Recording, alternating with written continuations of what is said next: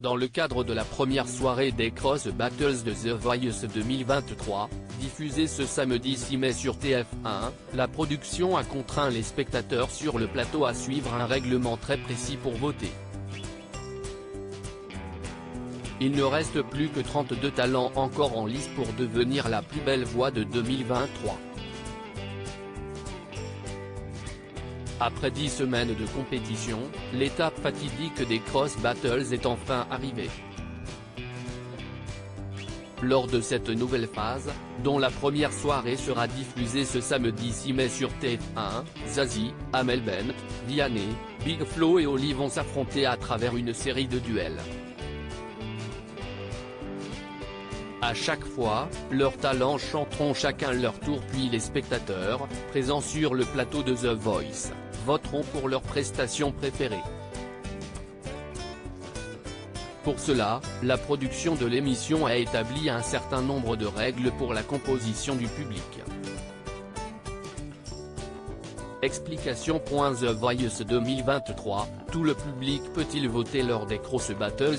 Sur les 212 personnes présentes dans le public lors de la première salve des duels, seuls 201 ont obtenu un boîtier pour voter.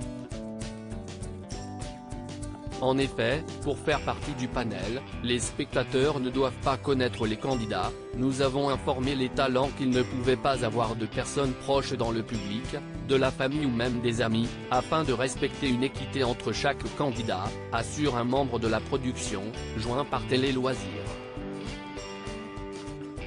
Elle demande également une vérification auprès de l'agence Cassandra, qui gère le public du programme. On demande aux spectateurs qui votent de signer un papier dans lequel ils confirment ne pas faire partie de l'entourage des candidats, nous explique-t-on.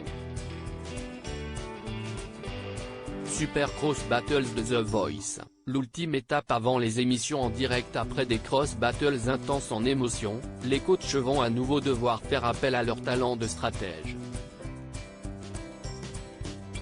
Zazie, Vianney, Amel Bent, Big Flo et Oli vont s'affronter dans l'ultime phase avant les grands shows en direct, les Super Cross Battles. Pour l'occasion, un invité spécial sera présent sur le plateau. Il s'agit de Mika, coach phare de l'émission qui fera son grand retour dans le programme en tant que super coach. Et son rôle sera important puisqu'il votera, comme le public, ses candidats préférés. Sa voix constituera 10% des suffrages du résultat final après chaque duel. Un enjeu de taille pour le chanteur de 39 ans car son choix pourrait bien faire basculer le destin des talents. À lire aussi The Voice, Big Flo fait une demande insolite à la production. Inspiré de Pokémon.